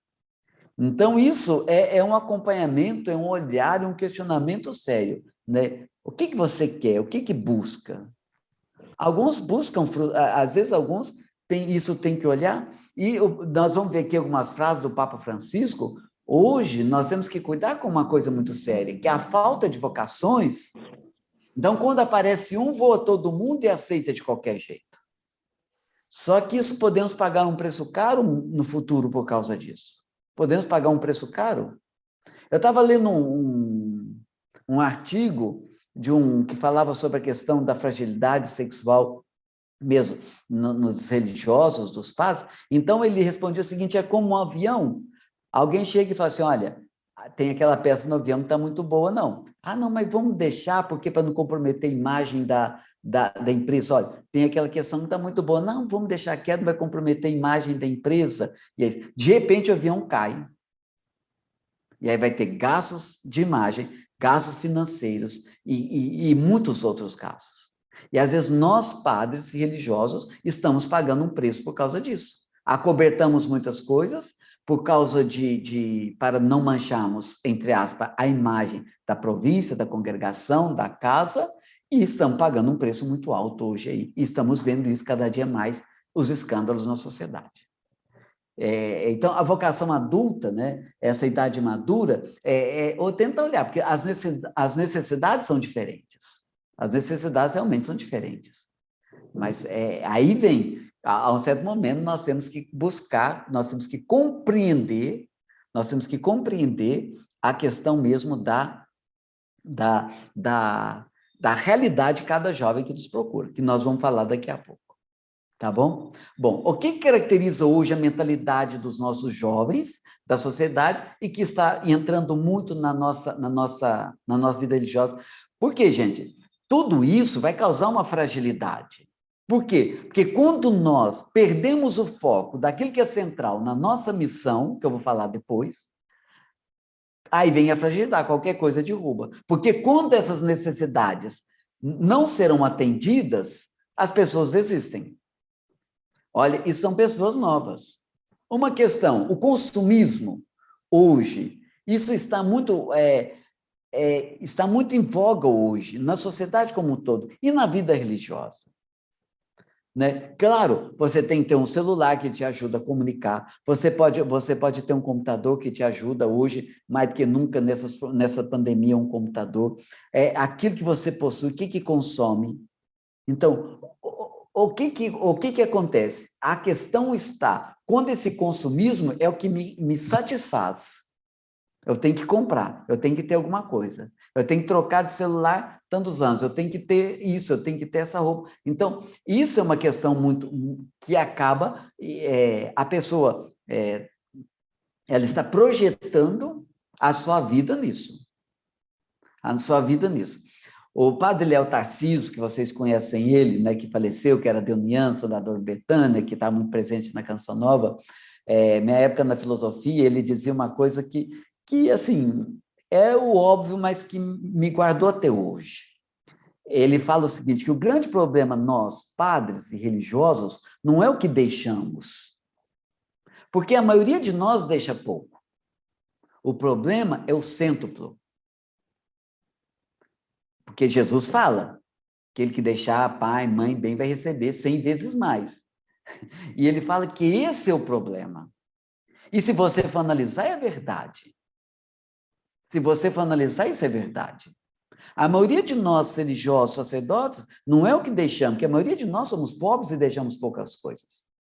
A questão é o cêntuplo. É o apego ao cêntuplo. É a valorização do cêntuplo. Isso gera uma fragilidade muito grande, porque nós vamos perdendo aquilo que são os valores inegociáveis que eu vou falar depois aqui, né? Então, isso vem do consumismo, né? A esfera, né, do eu me sinto ou do isso me agrada. Isso não me agrada. Eu não vou para essa comunidade, porque essa paróquia é pequena para mim. Essa comunidade, essa obra, não me identifico com essa obra. Eu acho interessante que quando um vocacionado, uma vocacionada, vai entrar para o seminário, vai entrar para o convento, aí tem uma missa de despedida, aí aquela coisa bonita, né? Está deixando pai, mãe e bens, todo mundo acha lindo, depois coordena, eu não posso ser transferido porque eu tenho que ficar perto, não sei o que tem. Claro que hoje nós temos uma questão de cuidar de pai e mãe, hoje é uma questão que a vida religiosa, e que nós já estamos pensando nisso, porque muitos que estão vindo para o seminário são filhos únicos. E seus pais vão ficar velhos. E aí? Tá, isso é uma questão, eu não estou dizendo para desprezar, e nem Jesus quer que despreze, mas eu estou dizendo que alguns têm um apego por algumas coisas que no discurso para a entrada é bonito, até chora. Mas depois se apega a uma construção, a uma obra, a uma pessoa que ninguém transfere. Outra questão também, que dessa cultura frágil, né, que vem dessa vontade fraca, né, o subjetivismo. O subjetivismo. Ou seja, que assume o próprio visual como a única medida válida da realidade. Eu fico impressionado hoje como que muitos padres religiosos são caça-níqueis. O que são caças-níqueis? Caça-likes. Quantas curtidas teve? Fico o tempo todo na internet, eu fico vendo, desculpa, eu estou julgando, depois eu me confesso. Mas não estou dizendo que são todos, né? Mas é uma análise. Eu fico imaginando algumas pessoas que estão aí e com oração e todo dia na internet. Se não tivesse as páginas sociais, eles estariam rezando. É um questionamento, mas é o visual. São quantos likes, quantos seguidores eu tenho. É muito mais um chamar a atenção para mim do que para Jesus Cristo. Então, isso é uma questão. Nós ouvimos a primeira leitura de quarta-feira, foi de quarta-feira, semana passada, quando Pedro e João sobem ao templo para rezar às 3 horas da tarde, porque eles ainda estavam ligados ali ao judaísmo, e aquele coxo pede uma esmola, aí ele fala assim, em nome do Senhor, eu não tenho ouro nem prata, mas em nome do Senhor eu vou te dar uma coisa, e cura, ou seja, em nome do Senhor. Quer dizer, aquilo é uma beleza, muito mais do que a cura daquele coxo, foi em nome do Senhor. Quem tem a prevalência? Então, hoje, esse subjetivismo, as pessoas estão, assim, o próprio visual como a única medida válida da realidade. É a minha página social, os meus seguidores. Né? Isso é uma questão. A fluidez do imediato. Olha, hoje é tudo muito rápido, a internet fica lenta, nós desesperamos. A gente quase entra em pânico se a internet estiver lenta. É tudo muito rápido, é tudo muito... Então, isso... E a formação, a gente quer transformar isso. Para que 5 anos? Para que 10 anos de formação? Então, a fluidez do imediato, né? Que reforça a percepção do tudo e já, né? A preocupação com o efêmero, com o passageiro. Hoje é preocupação com o passageiro. Quer dizer, buscar as coisas do alto, né? Que nós ouvimos na leitura essa semana, né? Então, isso hoje está se perdendo muito. Importante aqui, o reino dos céus, o que eu vou conquistar com isso, parece que é uma consequência, simplesmente, de eu viver bem aqui. Então, a preocupação com o efêmero, a preocupação com a imagem, né, que exalta a aparência e o eficientismo, né? Quer dizer, é muito mais a minha aparência, às vezes Às vezes, eu usar uma batina, eu usar um klezmer, não sou contra, mas eu vou usar uma batina, um klezmer, um hábito, é muito mais uma aparência para chamar uma atenção do que um valor. Né? E, às vezes, isso é uma realidade. Eu tenho um grande amigo, padre, professor de teologia moral, dominicano, eu um dia conversando sobre uma questão vocacional, eu perguntei para ele, como é que está a questão vocacional? Ele falou assim, olha, nós vivemos um drama, porque o senhor sabe que o nosso hábito chama atenção.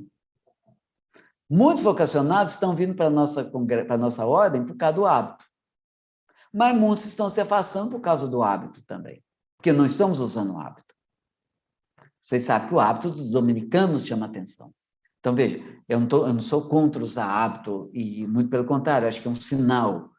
Mas a questão, quando isso se torna o essencial, a imagem, a aparência, né? Isso é uma questão. Outra questão também que envolve essa nossa realidade é a valorização da antropologia do homem secularizado. O que é o homem? O que é uma sociedade secularizada? É uma sociedade sem o divino. É uma sociedade sem o divino. Isso é uma sociedade secularizada, que marginaliza o modelo do homem religioso. Olha, se existe um lugar que está secularizado, às vezes é dentro dos nossos conventos, é dentro das nossas casas de formação, é dentro das nossas paróquias. Padre, mas o senhor está falando que ali é um lugar secularizado? Sim, às vezes sim, porque o último que entra ali é Deus. Né? A nossa vida de oração, a direção espiritual que não falamos, uma vida de oração que não falamos mais. Outra questão também, hoje, é muito mais uma formação hoje. E olha que eu sou professor de teologia, eu sou coordenador de teologia, moro numa casa, no convento de teologia. Eu não nego que a teologia ela é formativa. A teologia ela é formativa. Inclusive, eu escrevi um artigo, um capítulo do livro sobre formação, desafios morais, no volume 2, né? Depois, se alguém tiver, esse aqui, ó, que tem o 1 e tem o 2. Esse aqui é o 2. Então, nesse livro aqui, eu escrevi até um capítulo sobre formação intelectual. Formação acadêmica e intelectual, o risco de contentar-se com minimalismo. Gente, eu sou meio ansioso e sou mineiro. Então, eu engulo algumas sílabas, né? Então, eu engulo palavra, eu engulo sílaba, porque mineiro engole muitas sílabas, né? Procê, ocê, concê, né? Então, e é isso. E às vezes também eu falo muito rápido, às vezes eu atropelo algumas palavras. Se alguma coisa, uma frase minha não completar, depois vocês fiquem à vontade. Então, a formação acadêmica e intelectual, o risco de contentar-se com minimalismo. Foi essa pergunta que fez, o rigor hoje. Por que muitas pessoas hoje vivem esse rigor que vem de algumas comunidades que estão vendo aí, estão vendo esse grande debate, que nós estamos vendo um problema seríssimo hoje na nossa igreja, de lixamento religioso. Existem grupos nas páginas sociais com lixamento religioso. Fizeram uma campanha muito grande com lixamento contra a campanha da fraternidade. Um absurdo isso. Se alguém aí é a favor disso, me desculpa, mas hoje tem uma campanha muito grande de lixamento do Papa Francisco. Um lixamento. O que é linchamento.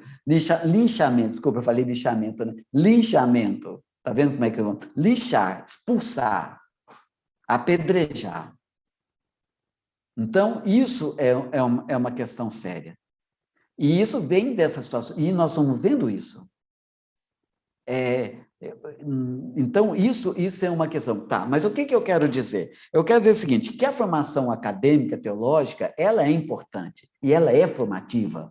Por favor, ela é formativa. Isso, os documentos da igreja falam isso. Agora, a maioria de nossos seminários, aí eu falo sobretudo da questão da vocação sacerdotal, porque é uma das exigências, terceirizamos, entregamos a formação somente à vida acadêmica. Então, está muito exigente, está muito difícil, então vamos cancelar a missa, vamos cancelar a adoração, não tem formação nas nossas casas. Olha, eu não estou falando como abstrato, não. Agora que essa pandemia eu parei, mas antes eu ia dar muita formação em seminários, em conventos, os seminaristas diziam, padre, aqui não tem formação nenhuma em casa, a única formação que nós temos é o curso de teologia. Então, veja, essa a questão, né, que nós olhamos isso, né, da imagem, do efêmero. Então, nós perdemos, nós estamos tendo uma grande dificuldade na vida religiosa, porque isso está na igreja, em propor valores que exigem. Às vezes, Paulo, ele diz o seguinte, olha, eu não tenho nenhuma... ai, meu Deus do céu. A uma certa altura ele fala que não tem... Aí eu estou com Alzheimer já. Não é didática, né? Ai, minha nossa, Aparecida. Essas pessoas que falam bem, têm toda uma didática para falar. Mas tá bom, vamos ver que eu lembro. Mas o que eu vos ofereço é a cruz de nosso Senhor Jesus Cristo. Retórica. Obrigado, irmão. Muito obrigado. Eu já estou com Alzheimer um pouco, né? E aí vai. Mas veja, e às vezes nós também entramos nessa lógica, contrária a Paulo. A gente tem medo. As nossas igrejas hoje, as nossas homilias, nós não falamos mais de sacrifício, nós não falamos mais de renúncia. Eu não estou dizendo que deve ficar nisso. Mas isso é próprio. Quais são os valores inegociáveis? Então, isso também nós estamos trazendo para a vida religiosa e sacerdotal, para a nossa formação. Por quê? Porque nós temos medo de perder aquela vocacionada, aquele vocacionado. Também não vamos ser rigoristas, né? Mas isso é uma questão. Então, Padre, a valorização... Sim? deixa eu só interromper o senhor. Os slides o senhor está apresentando porque não está aparecendo. Não está aparecendo? Não. Ai, gente, então me desculpa. Deixa eu ver aqui. O senhor interromper ali? E agora? Não, ainda não. É que aqui no meu está aparecendo como se o senhor estivesse apresentando, mas não está. Eu vou fazer o O meu não estava, mas agora está. Eu tive que sair e entrar, daí apareceu, tem alguma coisa. Eu vou tentar agora fazer stop aqui, o senhor tenta entrar pôr de novo. Eu vou Tá interromper. aparecendo. Eu vou interromper isso. Isso. Agora eu vou de novo. Aí pôr na Obrigado. apresentação.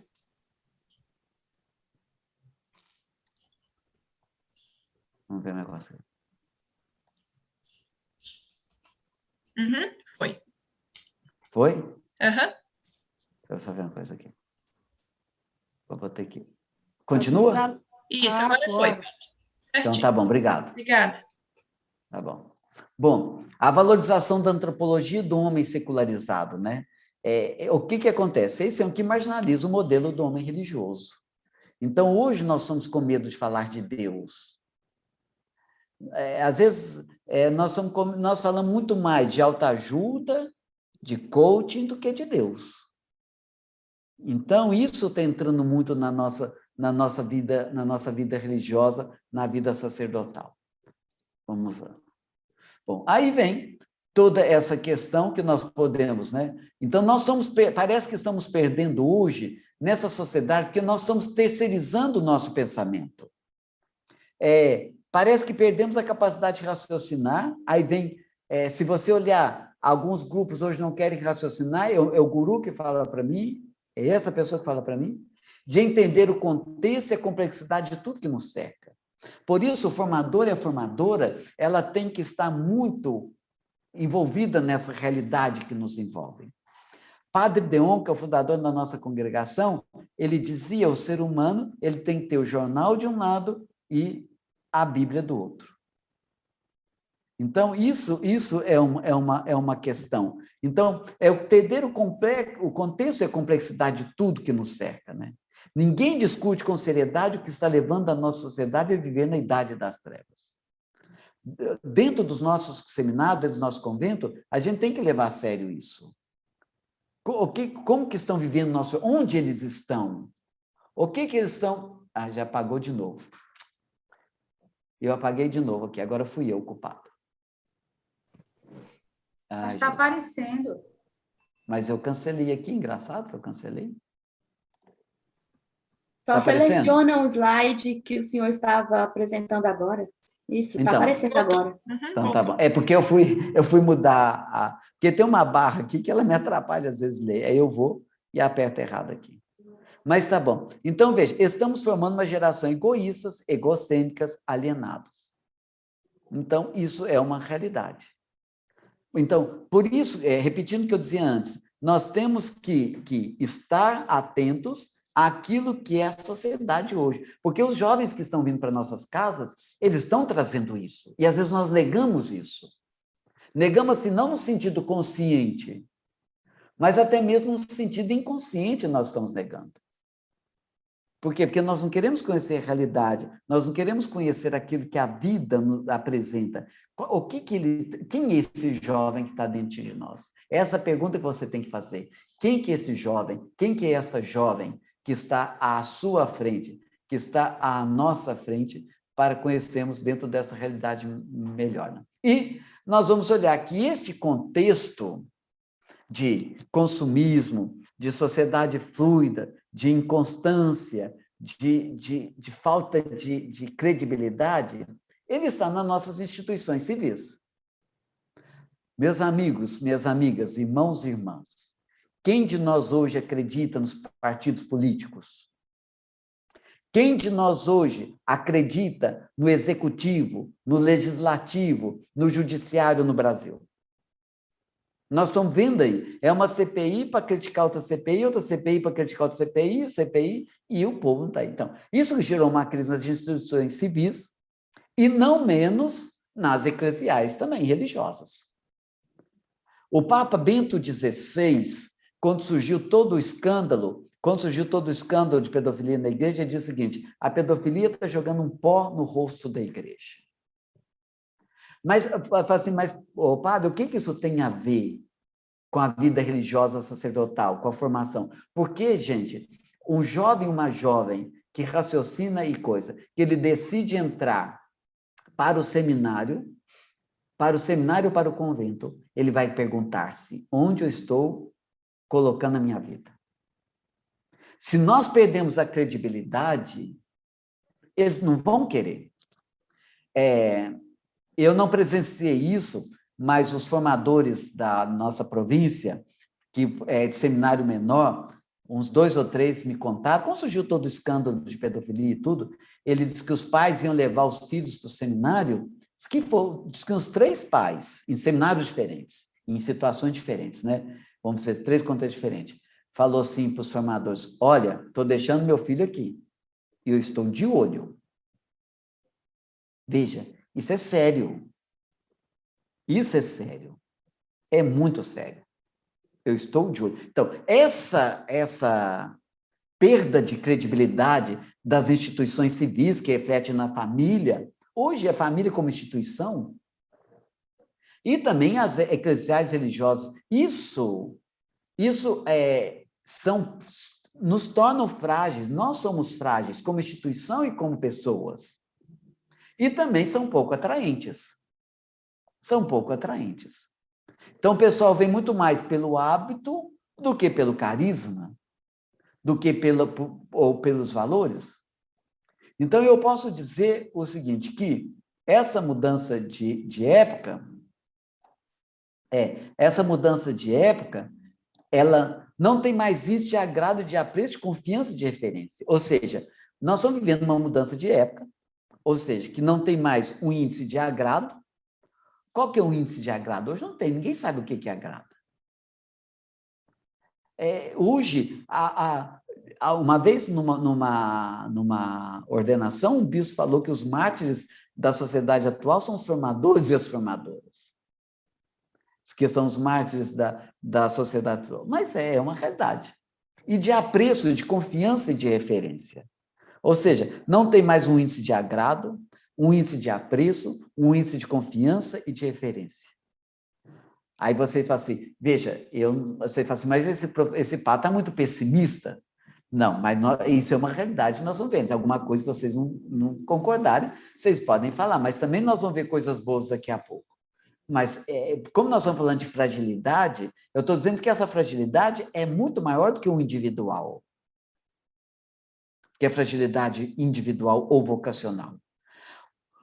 Olha, eu não sei vocês, infelizmente nós não temos tempo aqui para partilhar isso, mas a nossa província, a nossa congregação, um levantamento informal, a maioria dos nossos vocacionados vem de famílias desagregadas. A maioria vem de famílias desagregadas. E isso reflete na personalidade. Às vezes você tem que ficar anos ajudando aquele jovem a resolver um problema com seu pai, com a sua família, com alguma ferida, para ele começar a dar uma resposta a Deus. Às vezes nós temos que trabalhar muito mais o barro para depois começar a resposta a Deus. Que é importante. Mas por quê? Porque eu estou trazendo que a fragilidade vocacional, não podemos olhar só a questão vocacional. Então, as famílias, em particular, desagregadas, são bastante influenciadas por esse contexto cultural. Então, se as famílias são influenciadas por esse contexto cultural, imagine muito mais nós. As pessoas, a vida religiosa, a vida sacerdotal. Isso que eu estou falando, não estou falando muita novidade para vocês. E vocês estão vendo aí. As pessoas, particularmente os jovens, as jovens, né? Porque é característico da personalidade do jovem é a inconstância. Isso é normal. Uma certa inconstância, uma certa insegurança, está se descobrindo a sua identidade como pessoa, a sua identidade sexual, que influencia muito. Nós vamos falar depois. Hoje nós estamos vivendo uma sexualidade muito fragmentada, Então, as pessoas, particularmente os jovens, revelam uma situação persistente de viver de modo fragmentado ou condicionado pelo modismo. Então, hoje nós somos muito no modismo. Né? Isso é uma questão. Então, o que é a moda hoje? O que está dizendo que eu devo fazer? Eu dizia esse dia para uns casais, numa formação que eu dava, as famílias hoje, o Papa Francisco fala isso na Amor Letícia, as famílias hoje têm que saber o que está entrando dentro das suas casas. Aí eu me pergunto, será que nós sabemos o que está entrando dentro dos nossos conventos? No quarto dos nossos formandos? Quando eu digo isso, eu não estou falando que está entrando gente pela porta, não. Estou dizendo no computador. Será que nós sabemos? O que é esse mundo, vamos dizer, um pouco obscuro da nossa formação, que nós não sabemos e não temos como saber? Ah, padre, então o que fazer? É a transparência, é a conversa. Nós temos que começar a conversar com nossos jovens. Nós temos que começar a conversar com nossos jovens uma conversa sincera. Nós temos que começar a falar sobre fake news, nós temos que começar a falar sobre sexualidade, nós temos que começar a falar sobre homossexualidade. O Ronaldo Zacarias, vocês devem conhecê-lo, eu trabalho muito com ele na Sociedade Brasileira de Teologia Moral, há muito tempo a gente tem escrito juntos, assim, e ele fala, por exemplo, essa questão da homossexualidade, como que está na nossa formação hoje? É tipo assim, você não me fala, é bom que você não me fale, eu não sei, então é bom que eu não saiba, porque assim eu vivo como você não esteja sabendo, e você vive como se eu não estou sabendo. Então, se ninguém está sabendo, e vamos embora, é melhor assim. É muito melhor você não me falar, porque se você me falar, você vai arrumar um problema para mim. Então, às vezes o formador vive assim, porque nós não temos muita estrutura para isso, nós não sabemos como agir dentro dessas situações. E aí vem a questão de Bauman, né? A fluidez da sociedade. Diz que hoje já está mudando o conceito, né? Já não está falando mais sociedade fluida, mas já está falando mais sociedade gasosa. Então, como é que estamos indo isso, né? A fluidez torna-se sempre mais inconsistência. Aí vem a nossa fragilidade. A inconsistência. A incoerência. Se existe uma coisa que perturba, que nos perturba, por mais que o religioso, a religiosa, o padre, tenha uma consciência laxa, não é possível que uma vida dúbia não vai perturbá-lo. No fundo, perturba. Então, vem tudo dessa fluidez, sempre com mais inconsistência, incoerência, insatisfação. Imagina um religioso que tem tudo dentro de casa, que não sabe um preço de 1 quilo de carne, de 1 quilo de arroz, falar que as aulas online, que tem um pouquinho, está estressando demais. Claro que estressa, eu também estou estressado com isso, mas estressando demais. Tem gente morrendo de fome. Tem gente lá esperando para internar seu pai e sua mãe, que está morrendo lá no leito do hospital. Isso sim. Tem gente tendo que enfrentar um ônibus, correndo o risco de pegar o coronavírus. Isso estressa. Está vendo? É essa fraqueza de vontade que eu estou dizendo. Então, é essa a questão. É porque a estrutura de seminário, de convento, eu não vejo como ser diferente. Mas aí vem a conversa séria, o abrir o jogo. Ela nos faz burgueses. Não estou dizendo que nós estamos comendo camarão todo dia, tomando vinho. Não, pode ser um arroz, um feijão, uma carne. Mas isso nos torna um pouco burgueses. Isso vai gerando pessoas fracas. Teve uma vez, um antigo reitor, na missa de despedida dele aqui, padre Dionísio Tessila, ele falou uma coisa muito simples, que na missa de despedida dele, quando ele deixou de ser reitor aqui, que eu achei muito interessante. Assim, todos nós sabemos, mas ele falou o seguinte, que tinha um grupo de pescadores que ia em um barco pescar em alto mar por muitos anos. Até que um dia o barco virou e um morreu afogado. É aí que descobriram que aquele não sabia nadar. Veja, às vezes a vida religiosa e sacerdotal é isso. Nós criamos uma estrutura tão paternalista que acaba, ela acaba protegendo de uma forma não muito positiva. Tem um autor que estava falando esses tempos, ele diz o seguinte, que pai helicóptero, aí estou falando dos pais, diz que pais helicópteros geram filhos inempregáveis. Pais helicópteros geram filhos inempregáveis. O que quer dizer? O que é um pai helicóptero? Helicóptero é aquele que fica rodando. Já viu o helicóptero? É aquele que fica rodando assim. Inempregáveis que for um filho que não vai conseguir nem arrumar um emprego. E, às vezes,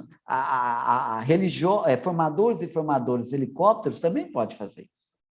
Claro que tem que ter um certo cuidado, um acompanhamento, mas também essa conversa sincera, né? E isso gera inconsistência, incoerência, né? Insatisfação, instabilidade, superficialidade. Né? São diversos contextos da causa da fragilidade vocacional, com acentuações diversas. Então, eu estou falando de uma visão geral, porque são muitos os contextos, né? Dessa fragilidade vocacional. A sociedade, a família, a própria crise das instituições, a crise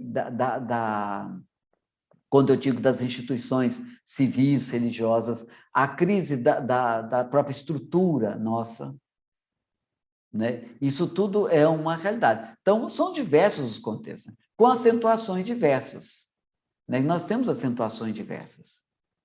Né? Por isso que eu digo, talvez eu não traga a resposta para tudo para vocês aqui, mas são elementos que depois vocês vão ter que sentar com um grupo de formadores, de formadoras da província, da congregação e conversar sobre isso. Quais são as nossas condições? Talvez as condições nossas aqui como deunianos é diferente da de vocês. Então, veja, isso é uma questão. Né? Então, isso são fatos que eu só estou olhando. Orar. Bom, e aí nós vamos vendo algumas situações. E a experiência religiosa? Isso também é outra questão. Até perguntarem, e como que fica essa questão da experiência religiosa? Uma vez eu vi um teólogo fazendo uma reportagem, uma palestra, ele diz o seguinte, que uma vez um repórter perguntou assim, quem é Deus para você? Aí o jovem virou assim, Deus é tudo. Quer dizer, é isso. O que é Deus para você? Deus é um sentimento? É uma sensação? Um retiro? Ninguém chorou, então não foi válido. Ninguém chorou. Você tem que fazer de tudo para chorar, mesmo que você dê um beliscão. É igualzinho alguns pais no batizado, né? Se a criança não chorar, na hora que jogar água, não valeu o batizado. Então, tem pais... Hoje não faz tanto mais, mas você sabe que no passado tinha pai que beliscava o filho, a filha. Isso eu sei de padres que já me contaram. Então, veja, e a experiência religiosa em tudo isso? Quem é Deus para mim? Deus é aquele que me traz uma satisfação. Deus é aquele que me dá prazer. Deus é aquele que traz uma realização. Se não traz. E nós vemos que algumas missas, Algumas missas, eu também gosto, eu gosto também de trabalhar o sentimento, e temos que trabalhar o sentimento. Eu acho que tem que trabalhar as emoções. Também o conhecimento, a resposta passa pelos sentimentos, pelas emoções, né? Podemos dizer assim, pelo tesão pelas coisas. Mas tem algumas missas, algumas coisas nossas que só fica nisso. Né? E não dá uma consistência, uma formação. Como conciliar esses dois? O conhecimento, gente, ele passa pelo coração no sentido simbólico.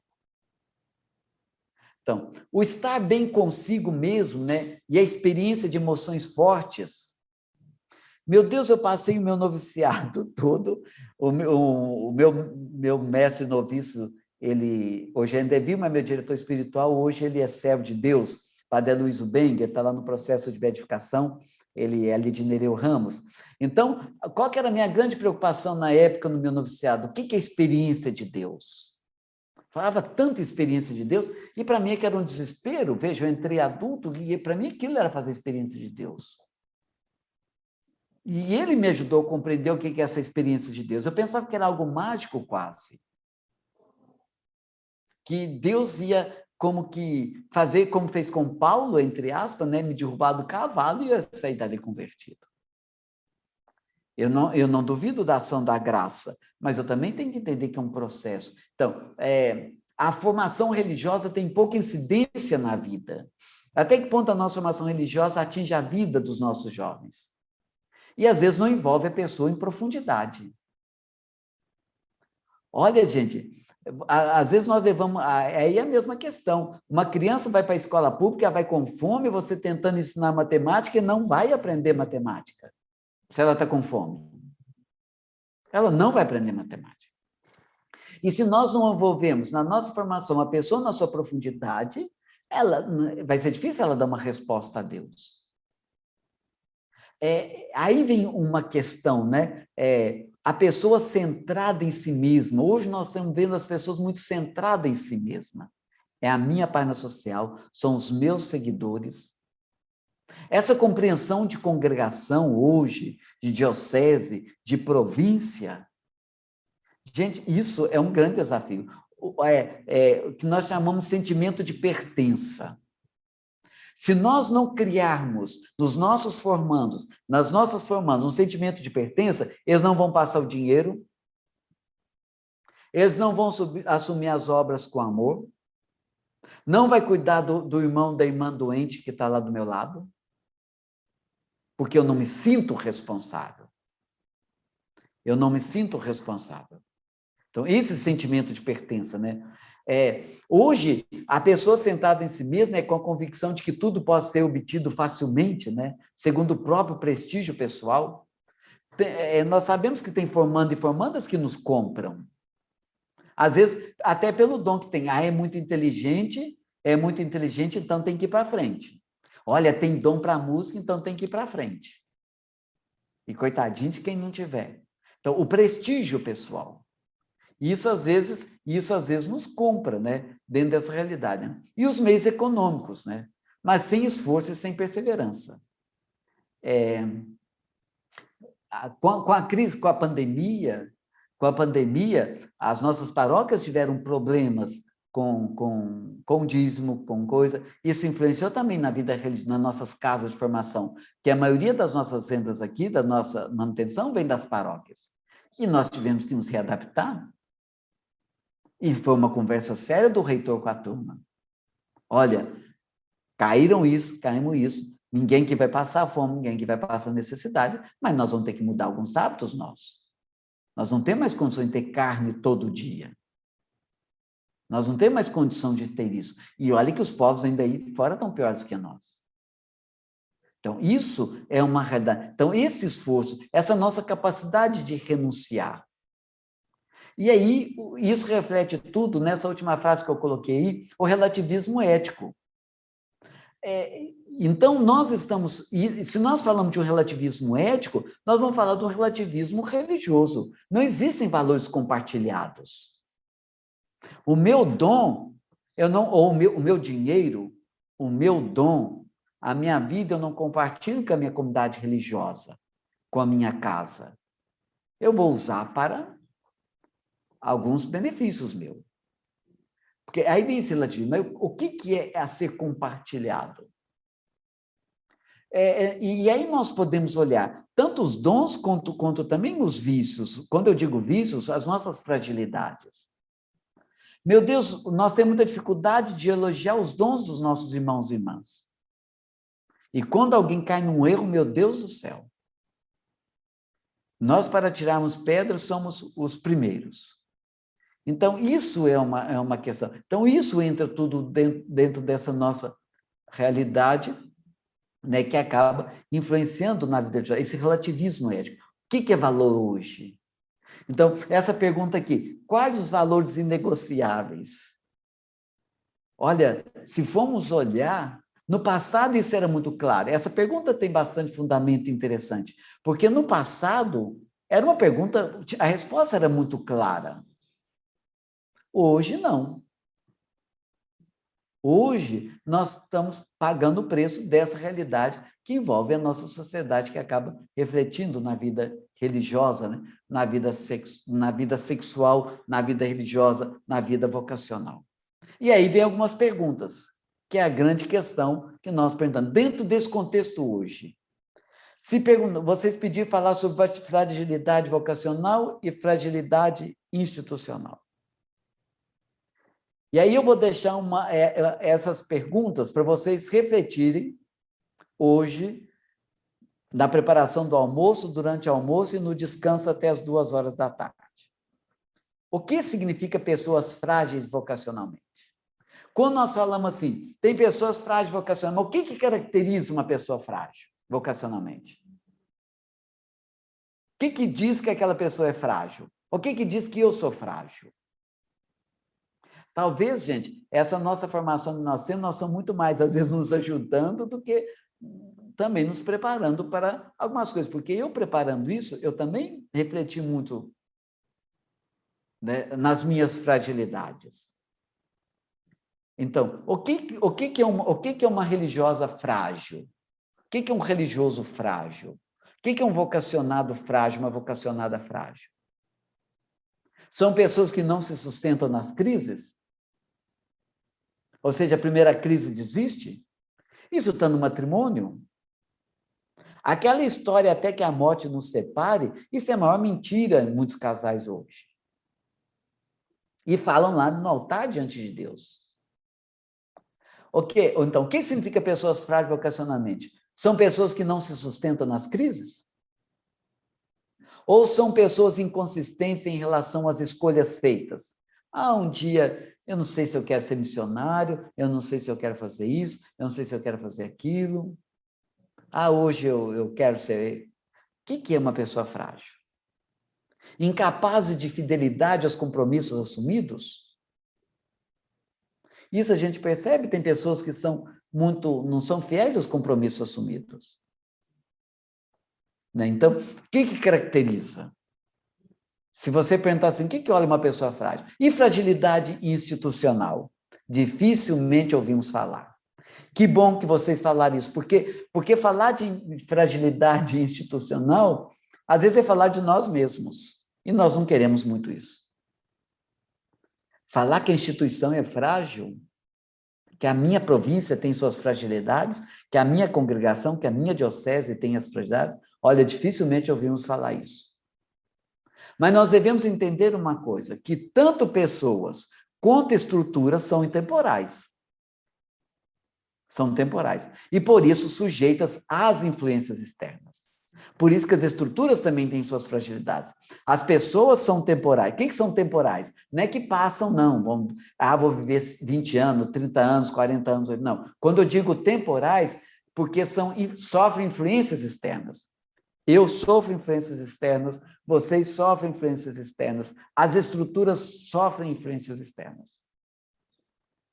O quanto hoje nós temos que nos adaptar com a crise financeira, que não entra dízimo, não entra doação, não entra benfeitor? Isso é uma forma. Então, as estruturas hoje não se sustentam mais. No passado tinha aquela questão, tem muita gente que entra no seminário para estudar. Hoje está tão fácil estudar aí fora. né? Mas tem gente que ainda busca, pode ser. Quem são os responsáveis ocupados pelos fracassos das religiosas e dos religiosos? Quem são os verdadeiros culpados? Pelos fracassos, pela fragilidade dos religiosos e religiosas. Gente, isso é desde o início dos tempos. Aí já são 11h30, depois vamos dar um tempo, se alguém tiver algumas perguntas. Isso é desde o início dos tempos. Olha Adão e Eva. Deus aparece no paraíso. Aí Deus percebeu que eles comeram a fruta. Aí fala assim, vocês comeram da fruta que eu proibi. Aí o que Adão responde? Sim, mas quem me deu responsável foi a mulher que o Senhor criou. E a mulher fala assim, foi a serpente que me mandou. Acabou sobrando para quem? Para Deus. Acabou sobrando para Deus. Quem mandou eu comer foi a mulher que o Senhor criou. Quer dizer, se você não tivesse criado a mulher, eu não teria comido. Quer dizer, não estou discutindo a questão do homem responsabilizar a mulher, essa questão, mas estou discutindo jogar a responsabilidade. E a mulher, foi a serpente que mandou. Ou seja, existe uma força do mal aí muito forte que me mandou. De quem é a responsabilidade? Então, essa questão de Adão e Eva, ela ainda está muito presente hoje em nós. Porque assumir a responsabilidade dos nossos atos é muito desafio. Assumir a nossa responsabilidade pela fragilidade. Eu me lembro, eu tinha um formador que quando saíam formando, ele nos reunia para conversarmos. Onde está a minha responsabilidade na saída, na desistência desse jovem? Por quê? Claro que a decisão é muito individual. A decisão de ficar e sair é muito pessoal. Mas nós sempre culpamos. Ele que não quis, ele que abandonou, ele que não presta, ela que não vale nada. Nós não olhamos para a nossa instituição. Nós não olhamos para nós. Né? Então, isso é uma questão importante. Fica aí para vocês refletirem no período da tarde. Né? Vamos dar um tempo, se alguém quiser, se tem alguma pergunta. Eu vou interromper. Posso interromper a... Sim, por favor, padre. Tá bom. Eu queria uma informação antes de alguma pergunta, que nós conversamos com o padre sobre a questão da disponibilização do material. Então, nós não vamos enviar o PowerPoint, porque nós estamos gravando e vai ser disponibilizado depois, então não precisa mandar o material separado, mas vai ficar depois disponível e gravado no YouTube. Tem mais alguma questão? Não, padre, não temos. Só temos algumas considerações que o grupo está gostando muito da clareza, da fidelidade ao tema, e também estão gostando muito porque estão levando as suas próprias experiências na tua colocação. Então, está sendo assim um encontro que está trazendo muita luz. Tá bom, né? Então, é isso. Então, nós podemos parar para o intervalo do descanso, do almoço, e às 14 horas nós retornaremos. Então, tá bom. Qualquer crítica também vocês podem fazer, tá? Sem problema nenhum. Escrevam aí. Estou à disposição, vocês me ajudam. Mas um bom almoço, um bom apetite. Nos encontraremos aqui 14 horas. Tem uma questão que apareceu aqui agora, como trabalhar a superação da humana no jovem desde a pastoral vocacional. Eu vou anotar, isso vai estar um pouco na segunda parte. Não de hoje, talvez hoje à tarde, mas sobretudo amanhã. Tá bom? Eu vou tentar responder para vocês, trazer algumas luzes nessa resposta para vocês. Tá bom? Obrigado pelas considerações aí escritas, seja à vontade. Espero que tenha cooperado já um pouco com vocês. Tem mesmo. Muito obrigada. Por nada, até a tarde. Até a tarde.